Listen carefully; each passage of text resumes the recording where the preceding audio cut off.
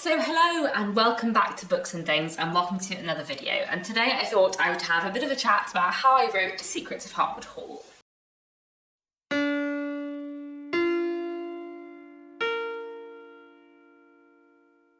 So I'm basically going to do this video in like two halves. So the first half I'm going to talk about like my writing process and like the various different stages of the process for the Secrets of Hartwood Hall. I am going to mostly focus on like the writing process rather than like the publishing process or like trying to get published or anything like that. I think I'm going to make this a more like writing focused video. So that's going to be like the first half of the video, and then in the second half of the video I'm going to talk about like some of the very big editorial changes that happened over the course of writing and rewriting the book. So the first half of the video will be like spoiler free, just focused on like process, and then the second half of the video I'm gonna like actually go into some very spoilery details about the plot. So if you haven't read The Secrets of Hartwood Hall yet, then maybe watch the first half of the video, but like don't watch the second half of the video. I will let you know before the spoilers come, but there are gonna be spoilers later on in this video. So I thought it might be interesting today just to have a chat about like the various different stages of writing a book for me, and sort of like how The Secrets of Hartwood Hall came into being, and at what point in time things happened. So I kind of came up with the idea at some point in 2019, and I started work on it in August 2019. And I know because I have somewhere on my computer an email I sent to my agent like saying, what do you think of this idea? I'm going to start work on it.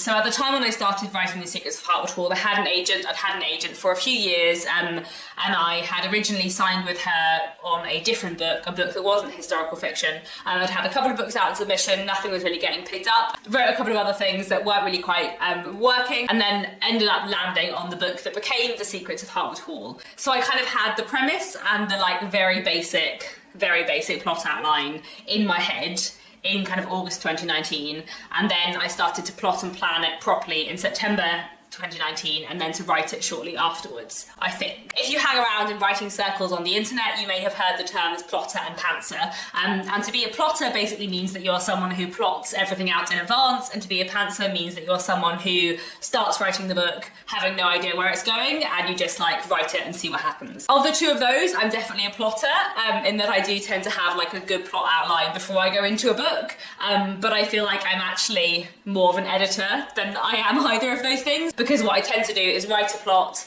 write a first draft based on that plot, and then rewrite the book several times until the plot completely changes. For me personally, plotting is the thing that I find hardest with writing. Characterization and like writing a nice sentence, I don't tend to find like a massive struggle in comparison to plotting and pacing, which I find really, really hard work. So when I was setting out to write The Secrets of Hartwood Hall, I really wanted to make sure that like it had a good plot, because as I'd already mentioned, I'd had like a few books out on submission before. I was struggling to get published, and I really wanted to write a book that I thought would be commercially viable and write a book that I thought could get me published. So I ended up doing an online course on plotting through a website called Writers HQ.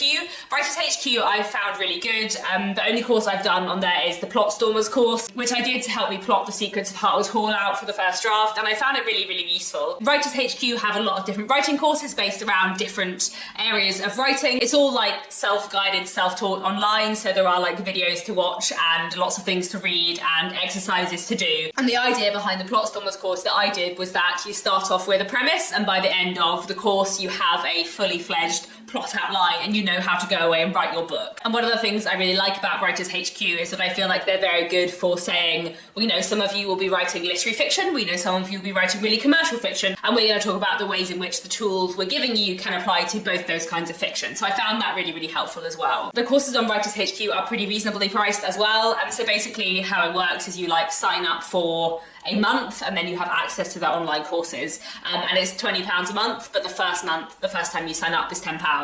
I'm pretty sure I did the Plot Stormers course in 1 month, so it basically cost me like 10, or I think maybe at the time it was £15, to have like a really fantastic resource which really helped me plot my novel. So I'd really recommend Writers HQ, and I'll link more information about them down below. So I did this Plot Stormers course which really helped me like plot my novel and kind of make sure there was enough action and like enough events in The Secrets of Hartwood Hall. I then wrote the first draft, and the first draft was exceptionally different to what the book now is, as I will talk about later on in this video. The way I tend to write in general, or the way certainly I have been writing historically, whether I will always write like this, I don't know. I feel like I would like to try and not write like this all the time.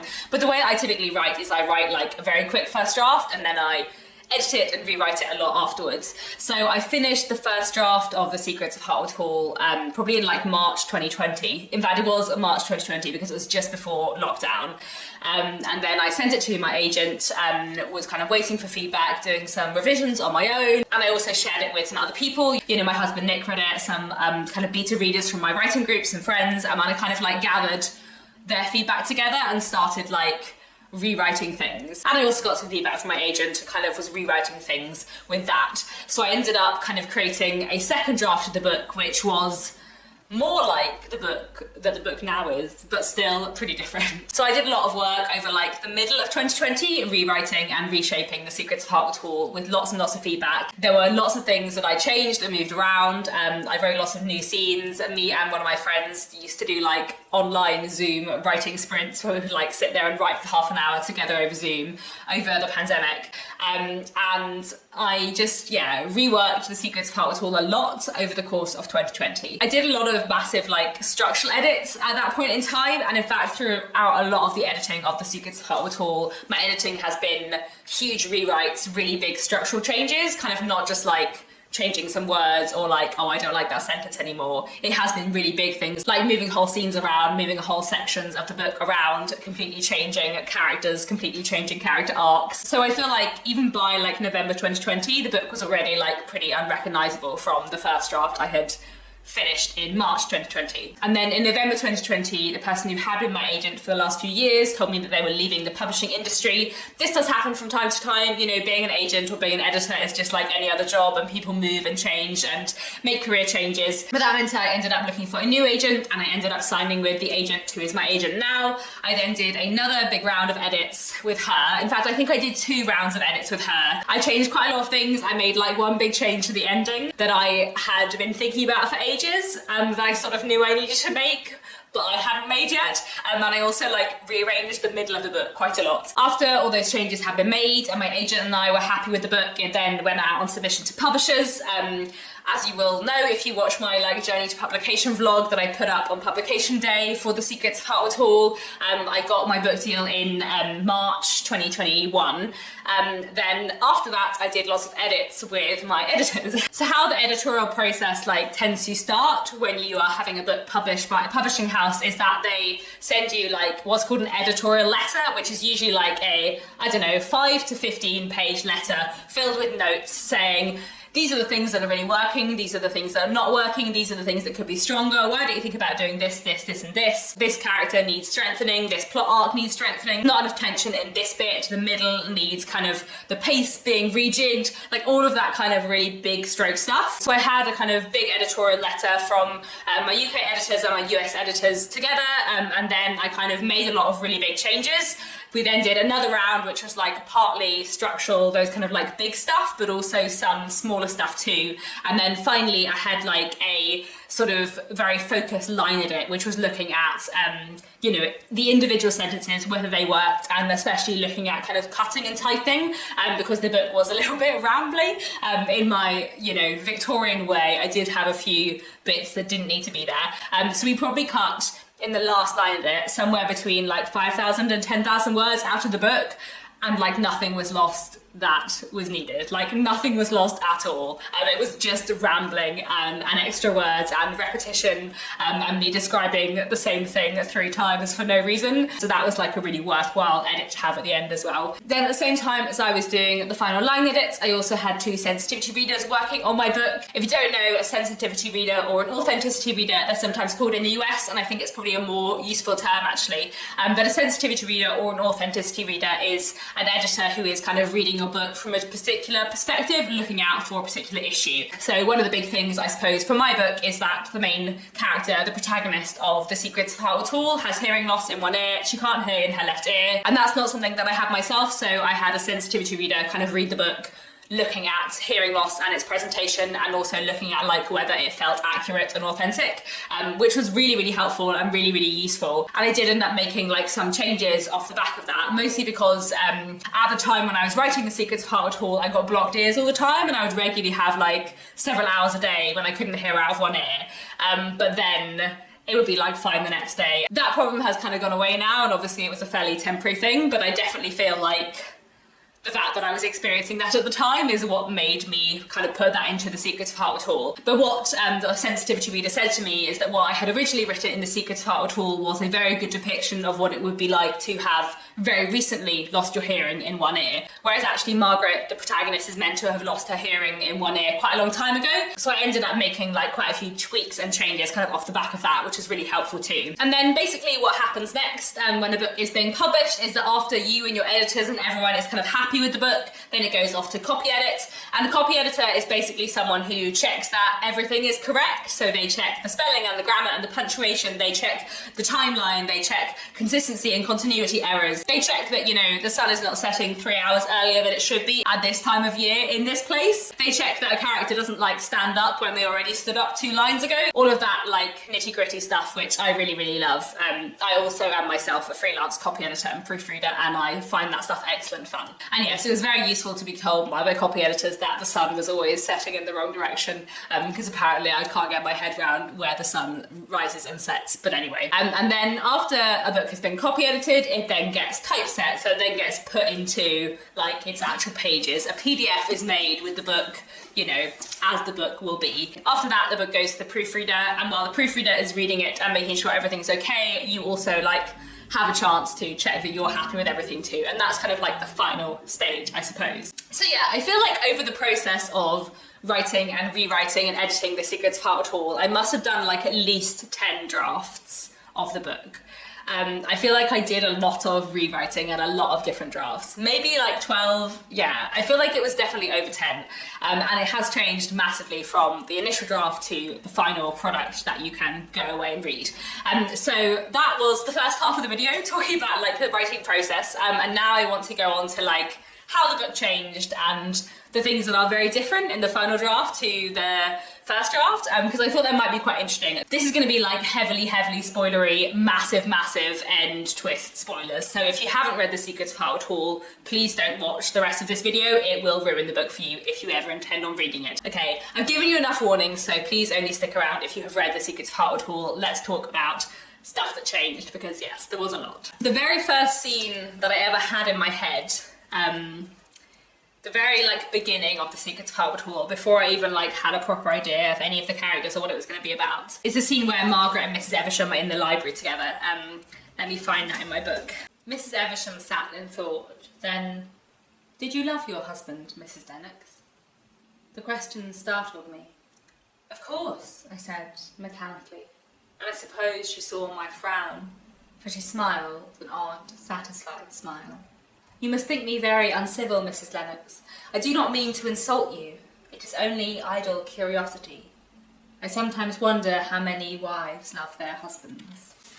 And that was like the very first thing I thought of for The Secrets of Hartwood Hall, because I guess it is in many ways a book about like Victorian marriage and like the problems of like marriage within the Victorian social structure, I suppose. I don't know, obviously it's about many other things. That was like the very first thing I thought of for The Secrets of Hartwood Hall, and then everything kind of fanned out from there. I feel like The Secrets of Hartwood Hall just changed completely and utterly over the process of me writing and rewriting it. In the first draft, the first chapter was quite similar to what the first chapter is now, and basically nothing else is the same. And when I say the first chapter, I mean chapter 1, not like the little prelude bit at the beginning. I can't remember if that was there on the first draft. That might have come in on the second draft when I was like trying to make it interesting from the beginning. I feel like maybe chapter one was the beginning initially. And I do still love like the opening to chapter 1 is still like one of my favourite bits of the book. 4 weeks after we buried my husband, I found myself in the back of a carriage trundling slowly uphill. So that was one of the first like lines I had in my head, was like 4 weeks after we buried my husband. I always knew that was like how the book was going to begin. So the first chapter has remained pretty similar, and pretty much then everything after that just completely changed as I rewrote the book. Just everything changed. And some things have stayed the same in that, like, the style of the book has stayed the same. It was always, you know, first person perspective from Margaret Lennox, and the kind of voice and tone and atmosphere, I guess, of the book has remained the same. But I feel like the plot has changed drastically and the characters have changed drastically. So let's start off with like the structure of the book, I suppose. The structure of the book changed massively. And actually this is something that like changed lots and lots of times. So I changed the structure on like my own rewrites, and then changed the structure again a bit when editing it with my agent, and then changed the structure and again while editing it with my editors. Like the structure moved around a lot. In the very first draft, the measles section was much, much earlier.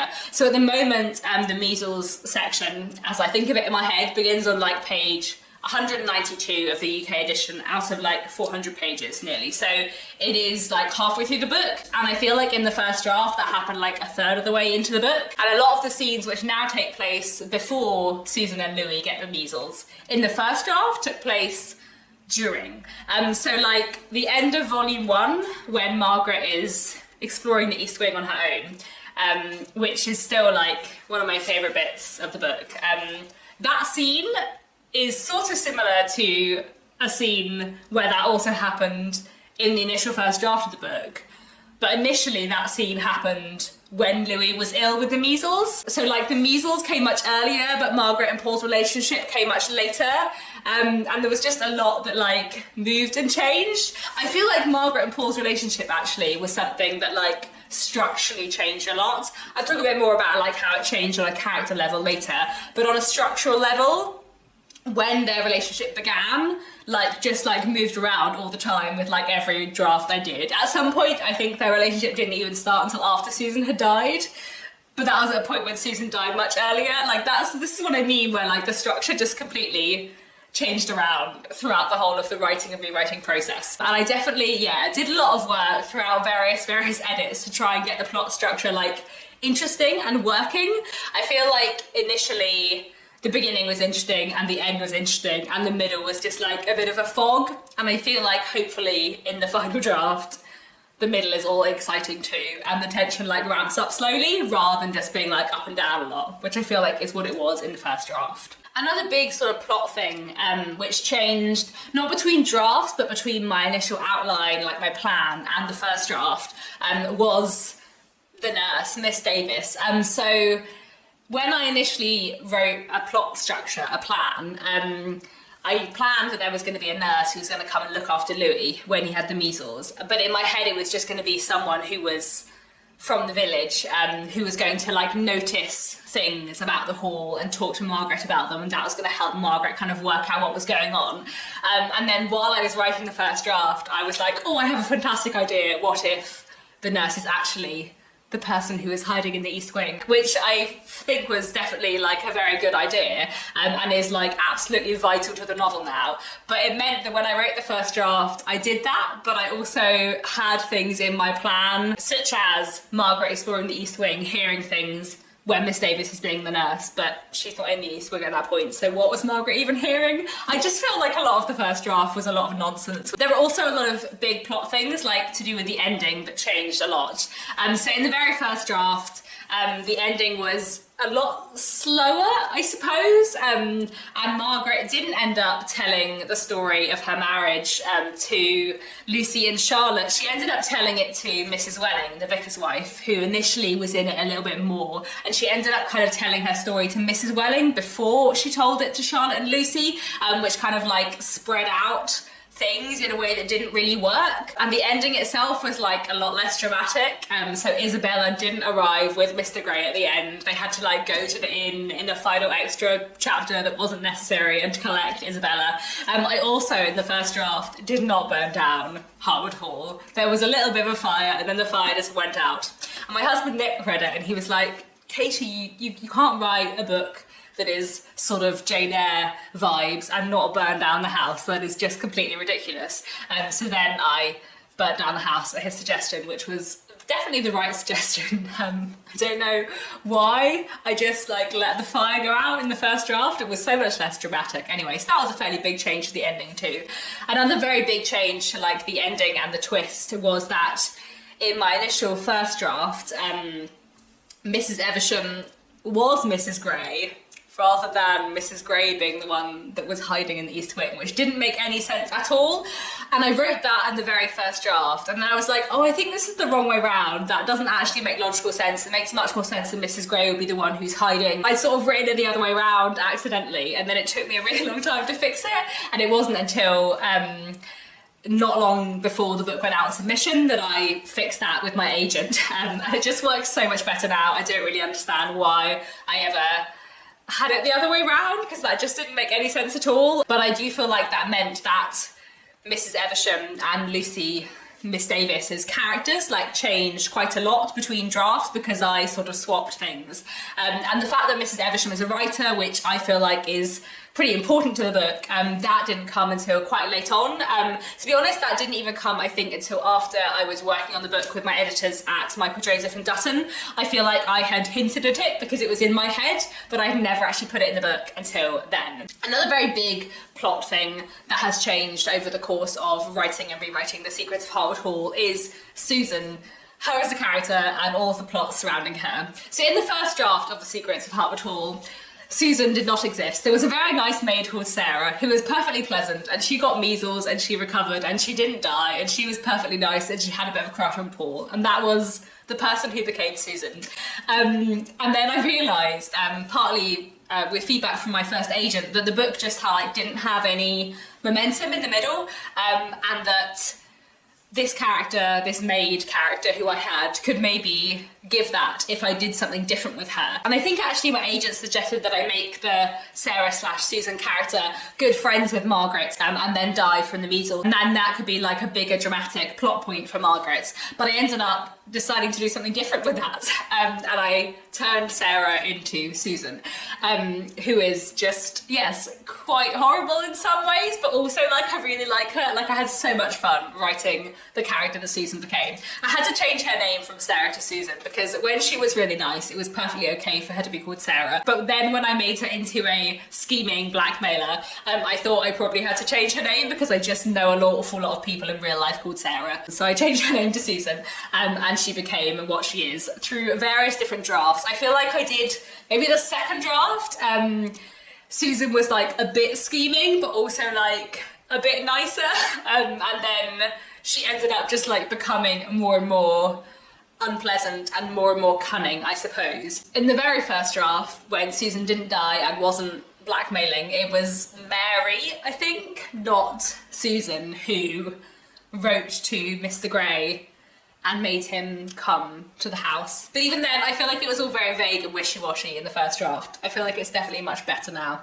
I feel like mostly in this video, I'm just like confessing that the first draft was absolutely terrible and a complete mess. But that's okay, that is what editing is for, both on your own and with other people. There were also a lot of like characterization changes that happened over the course of writing and rewriting. I feel like a lot of the minor characters came into their own much later on in the process, because I kind of put them on the page, but I didn't write about them very much. I had stuff in my head that I wasn't like putting into the drafts.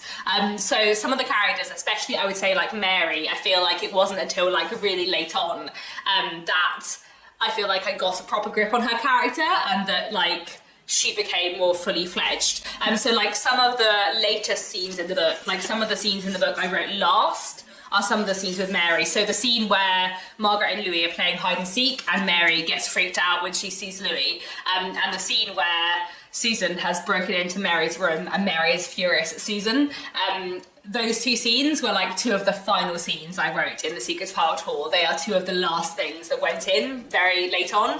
And I feel like actually they're quite important, so that's kind of maybe interesting to know, I don't know. Margaret's character arc, and especially Margaret's like backstory, I spent a lot of time on like changing and writing and rewriting throughout various drafts, and so a lot of the like little flashbacks she has about Richard were also pretty late on in the book, and I think in the very first draft you probably knew a lot more about her relationship with Richard sooner, and I kind of ended up like spreading that out much more across the course of the book. And in fact, one of the final things I did on like my last line edit, along with like all the suggested cuts and trims from the editors. And I went through the book and I highlighted in like blue on my computer every single time that Richard was mentioned. And then I like went through each time and tried to like work out if the arc was right and if it built in the correct way that I wanted, so that you learned things about Richard and Margaret's relationship with him like slowly, so that it was building and building over the course of the book. And I feel like that was quite tough. Like I feel like that was one of the hardest arcs to get right. Another thing I did a lot of work on in various edits was Margaret and Paul's relationship. I've already mentioned like structurally that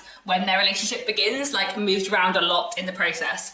And I feel like I'm definitely much happier with like the shape of that arc. I feel like Margaret and Paul's relationship I did tons of work on throughout various edits. I also, at one point in the editorial process, I think when I was doing the edits with my agent, I wrote a long, like 6,000 word short story, which was basically retelling the Secrets of Hartwood Hall from Paul's perspective in his first person narrative, so that I could like get into his head more, so that I could have a clearer sense of like his feelings and thoughts all the way through, which was really, really hugely useful for developing him as a character.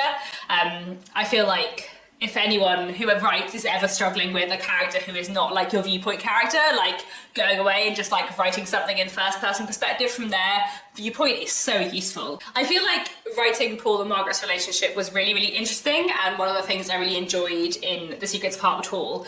I know that like not everyone will be happy that they don't get together and stay together at the end of the book, but also they were never going to. The more I get into writing about their relationship, I wanted to write about a relationship that was very special, but also was not going to last, and like to explore that, I suppose, which I found like really interesting to write about. I don't know. I feel like some people would be annoyed that they're not together at the end, but I also feel like I'm kind of pleased because that means you were invested. For me, like the whole point in a way of The Secrets of Hartwood Hall is like to take Victorian tropes and Victorian literature and like twist it into different stuff. So it was really important for me that the book did not end with a marriage, because the whole point is that it's like turning its back on Victorian literature and like doing something different. So they just couldn't have got married at the end, because it would have been just like a Victorian novel ending, I suppose. I don't know. It's interesting. I was chatting to Marissa from Blatantly Bookish, and she was like, I knew that they weren't going to be together at the end because I know your taste in books,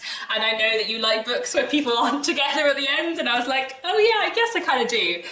So yeah, that was kind of fun. I'm trying to think if there's anything else I have to say that like changed. So much changed over the course of the book. Like genuinely, I do think the first chapter is very similar, and that's about all between the first draft and the final draft. But I'm so much happier with like the final product, and editing is like so useful. And like I said, I'm not a plotter or a pantser, I am an editor. Like the way I write is to write something that is unformed and hazy and then sort it out and rewrite it a lot of times. And I'm trying to get better at like thinking more as I write and writing slower in a way that will require less work. But to be honest, I do wonder if maybe my natural state is just to write like a messy first draft and then form it into something better. I hope this video has been interesting in some way. I feel like it's mostly just been me rambling, and I don't know how much sense it makes, because if you have read the final finished draft, then it must be very hard to imagine what it used to be like. I definitely find it quite weird having all the drafts in my head, but also not quite. I recently listened to the audiobook of The Secrets of Hartwood Hall, which is narrated by Olivia Vinnell, and was just like the most wonderful, fantastic experience. Like, it was just lovely to listen to my own audiobook, like read by someone in a fantastic way who like really brought it to life, and it was just wonderful. There's just been so many drafts of this book that like having a handle on like what the finished product is sort of odd, which is why it was so nice to listen to the audiobook and be like, oh yes, this is the finished thing. Like, it's been quite a while since I've read it, and this is what the book is, and this is how it will be, and this is its final version, but it has also been through many, many versions before. Right, I feel like I have rambled for quite long enough. Please do let me know down in the comments if you have any questions, any thoughts. I am going to do a Hartwood Hall Q&A at some point in the future, so if you have any questions about anything I've said in this video, then do leave them down below and I'll add them to my list for my Hartwood Hall Q&A. Please do let me know if you write, how do you write? Like, what is your process? Thank you so much for watching, and I'll be back very soon with another bookish video.